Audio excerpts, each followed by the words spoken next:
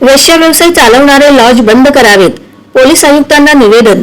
सोलापूर शहरातील छत्रपती शिवाजी महाराज चौक परिसरातील वेश्या व्यवसायाला प्रोत्साहन देणारे लॉज बंद करावेत, अशी मागणी राष्ट्रवादी काँग्रेस शहर सोशल मीडियाच्या वतीने पोलीस आयुक्त एम राजकुमार यांच्याकडे निवेदनाद्वारे करण्यात आली आहे।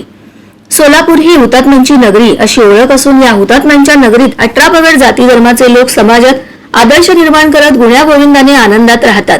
शहराचा मुख्य केंद्रबिंदू असलेला छत्रपती व शिवाजी महाराज चौक परिसरात दर रविवारी अखंड हिंदुस्थानचे आराध्य दैवत छत्रपती शिवाजी महाराज यांना मानवंदना दिली जाते। शिवप्रेमींचे श्रद्धास्थान असलेल्या छत्रपती शिवाजी महाराज चौक परिसरात वेश्या व्यवसाय करणाऱ्या महिलांनी संपूर्ण चौकाला विळखा घातला आहे।